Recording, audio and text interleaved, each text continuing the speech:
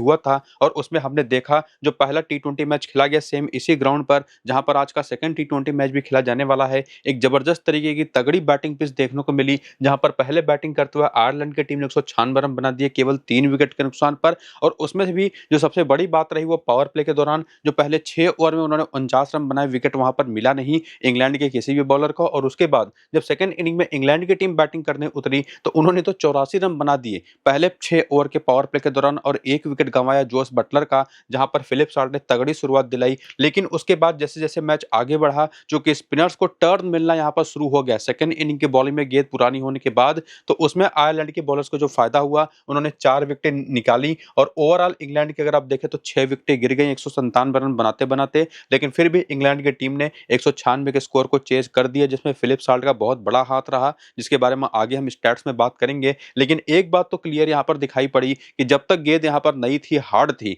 जम के रन बनते दिखाई पड़े, लेकिन जैसे जैसे गेंद पुरानी होती चली गई खास करके सेकंड इनिंग की बॉलिंग के दौरान वहां पर स्पिनर्स गेम में आ गए। तो ये चीज ध्यान रखना काफी जरूरी है कि किस इनिंग की बॉलिंग किस टीम की होगी और उसमें जो भी टीम जिस इनिंग में बॉलिंग करेगी उसके पास किस तरह के बॉलर्स, चाहे वो पेसर हो चाहे स्पिनर्स हो, और वो कहां पर बॉलिंग करते हैं पावर प्ले या डेथ ओवर में, ये देखना बहुत जरूरी होने वाला है जो कि आगे आपको बताऊंगा। तो शुरू से अंत तक पूरा वीडियो देखिएगा। बाकी इसे आपको देखने के बाद पता ये चल जाएगा कि आज की जो 6 टीम आपको बनानी है फ्री टू प्ले कॉन्टेस्ट के लिए वो टीम आपकी क्या होने वाली है, वो 6 टीम बनेगी कैसे, इस पूरे वीडियो को देख करके आपको सब कुछ क्लियर हो जाएगा। और इवन दोनों टीमों की तरफ से कौन कौन से प्लेयर कितनी कितनी टीमों में आने चाहिए वो भी आपको मैं यहाँ पर क्लियर कर दूंगा। लेकिन उसके पहले जाकर के आप टेलीग्राम और व्हाट्सएप को जाकर के ज्वाइन कर लीजिए। ये टेलीग्राम और व्हाट्सएप का जो चैनल है यहाँ पर आपको मैं आज के इस मैच की पिच रिपोर्ट दूंगा जहां पर बता दूंगा कि पहले मैच वाली ही पिच यूज हो रही है या कोई डिफरेंट फ्रेश ट्रैक मिलेगी। तो उसका अपडेट आपको मैं टेलीग्राम व्हाट्सएप पर टॉस के बाद करूंगा। और साथ ही साथ अपनी मेरी जो फाइनल 6 टीमें बनेंगी फ्री टू प्ले कॉन्टेस्ट के लिए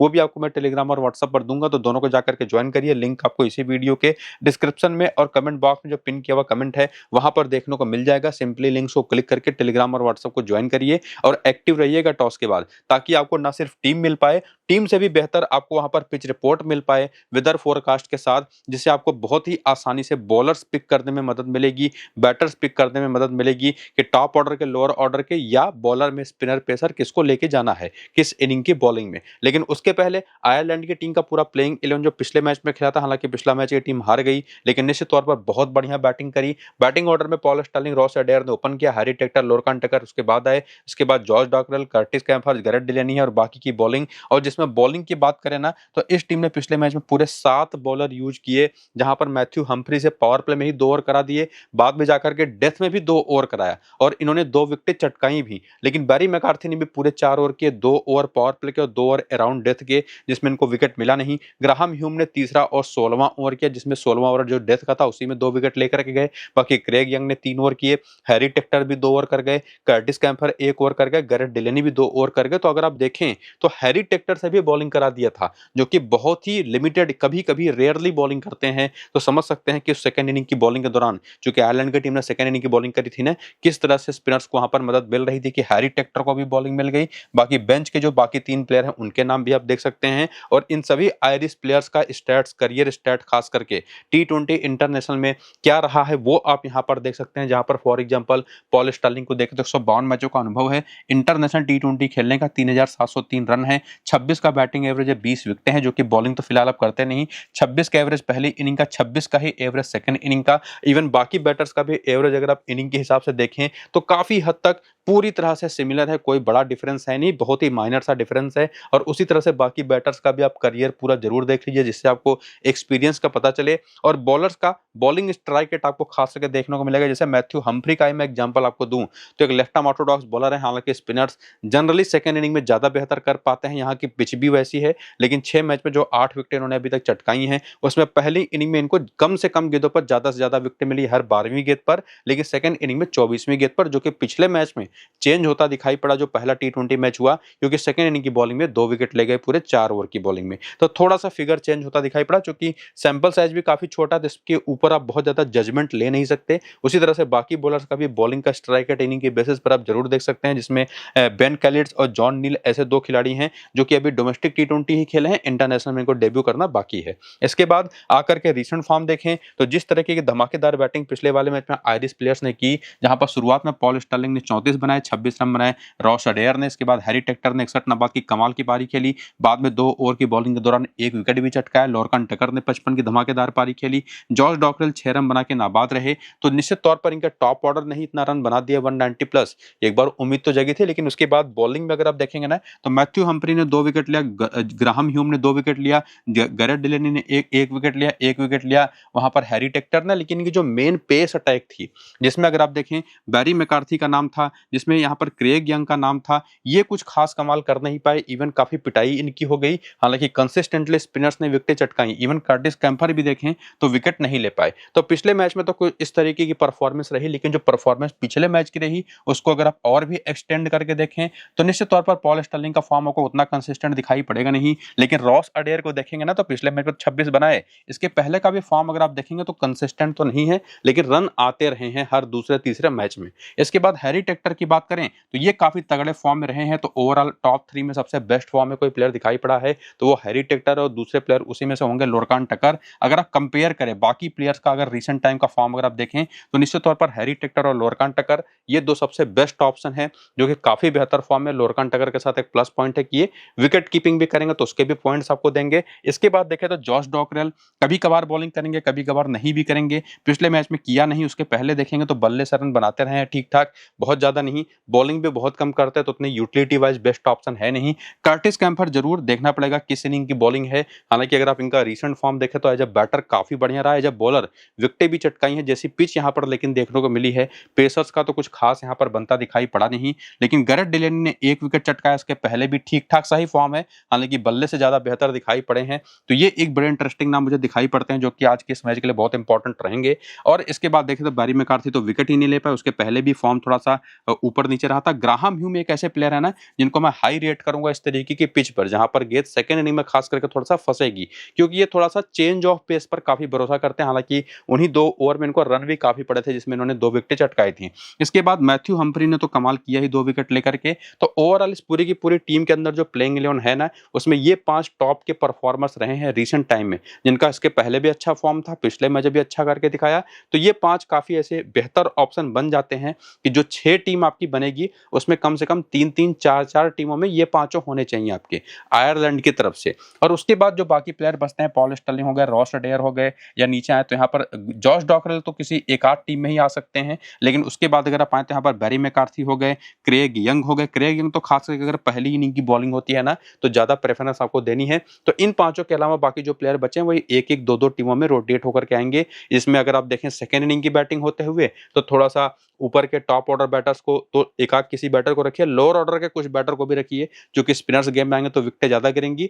और ये चीज आपको पहली इनिंग की बैटिंग में भी आयरलैंड की टीम की तरफ से ट्राई करनी है। तो ये रिसेंट फॉर्म समझने के बाद और ये जानने के बाद कि किस प्लेयर को कितनी इंपॉर्टेंस देनी है टीम सिलेक्शन में, हेड टू हेड के आंकड़े भी अगर आप देखें इंग्लैंड के खिलाफ T20 में, तो पॉल स्टर्लिंग के 3 मैच केवल 48 रन है, उसी में पिछले मैच में 34 आया। बाकी रॉस अडेयर ने पिछले मैच में 26 रन बनाए। हैरी टेक्टर के 2 मैच में 61 रन है, जो कि पिछले ही मैच में, इसके पहले एक और मैच खेला था, खाता नहीं खुला था।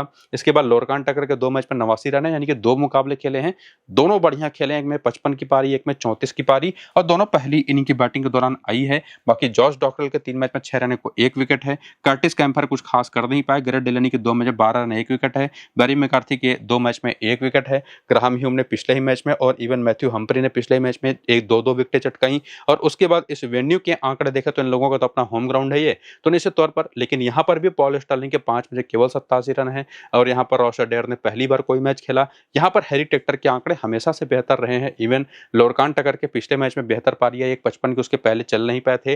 बाकी जॉश डॉकरेल के तो बहुत ही पुअर आंकड़े है। इवन कर्टिस कैम्पर का पिछले मैच में विकेट मिला नहीं। गैरेट डिलेनी के 4 मैच में 89 रन है, 3 विकेट है। और बाकी वही एक मैच में 2-2 विकेट उन्हीं दोनों बॉलर के जो पिछले मैच में परफॉर्म किया।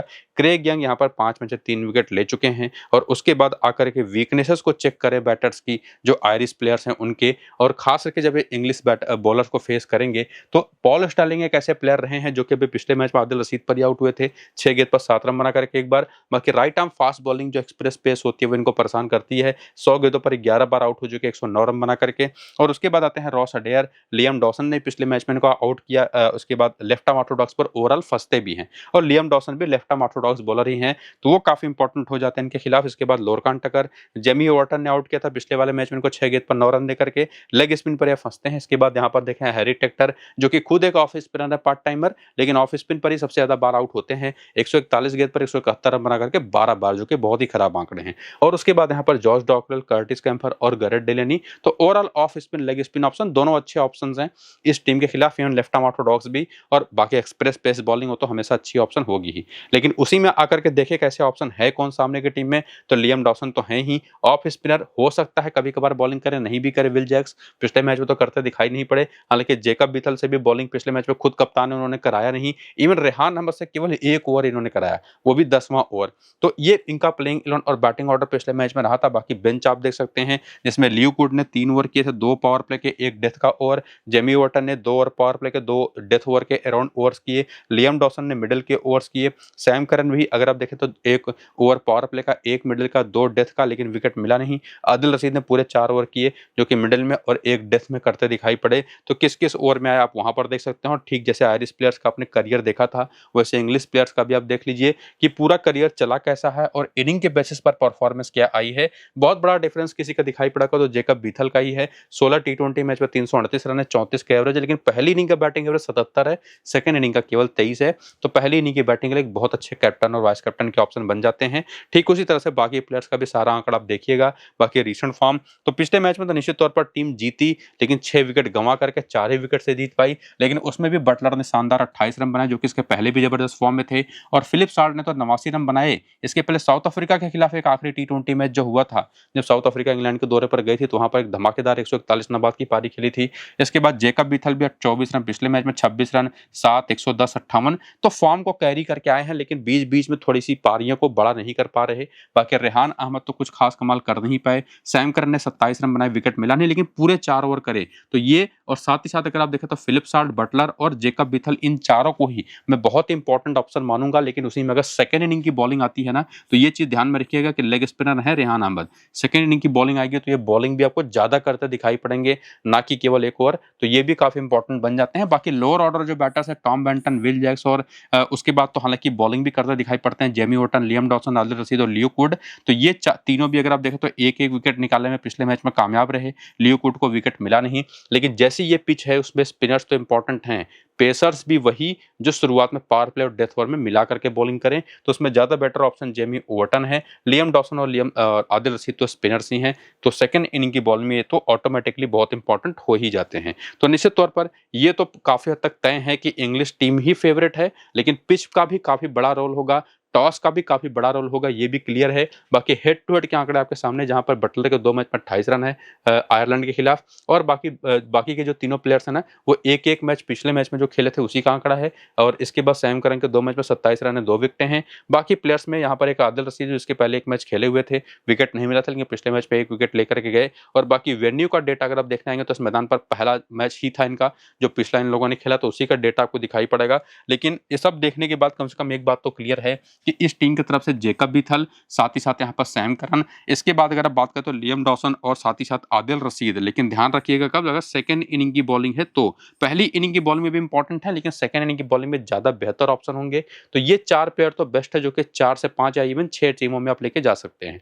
लेकिन उसी में ध्यान आपको ये रखना है कि किस इनिंग की बॉलिंग है। स्पिनर्स को ज्यादा फेवर तब आपको करना है जब सेकंड इनिंग की बॉलिंग हो। पहली इनिंग की बॉलिंग हो तो आप पेसर्स के साथ जा सकते हैं, जिसमें right arm fast bowler Jamie Overton है, कुछ हद तक ल्यू कुड भी है, सैम करन तो है ही, और उसके बाद बीथल भी पहली इनिंग की बैटिंग है। तो जैसा कि आपने इनका करियर देखा, वहां पर काफी इंपॉर्टेंट हो जाते हैं, और बटलर तो हमेशा इंपॉर्टेंट रहेंगे। ये बात भी काफी हद तक क्लियर है। तो ये उम्मीद करूंगा चीजें आपको यहाँ पर समझ में आ गई होंगी। बाकी प्लेयर बैटल देखेंगे तो निश्चित तौर पर स्पिन खेलने को लेकर के थोड़ी सी वल्नरेबल ये टीम भी होती है इंग्लैंड की, जिसमें जॉस बटलर ने पिछले मैच में मैथ्यू हम्फ्री पर आउट हुए। बाकी फिलिप साल्ट भी ग्राहम ह्यूम पर पिछले मैच में दूसरी गेंद पर आउट हो गए थे। ओवरऑल ऑफ स्पिन पर थोड़ा ये फंसते हैं। रेहान अहमद को गैरेट डेलेनी ने लास्ट वाले मैच में अपनी लेग स्पिन से आउट किया, और जेकब बीथल को अपनी ऑफ स्पिन पर हैरी टेक्टर ने आउट किया। वैसे भी वो लेफ्ट हैंडर हैं, तो निश्चित तौर पर वो देखने को मिल रहा है कि लेग स्पिन हो, ऑफ स्पिन हो, लेफ्ट आर्म ऑर्थोडॉक्स हो, वो परेशान करती है इन बैटर्स को, जो कि आपको सैम करन के साथ भी देखने को मिलेगा, जिनको ग्राहम ह्यूम ने पिछले मैच में आउट किया था। टॉम बेंटन के साथ भी देखने को मिलेगा। लेग स्पिन के खिलाफ मैथ्यू हम्फ्री ने पिछले मैच में आउट कर दिया,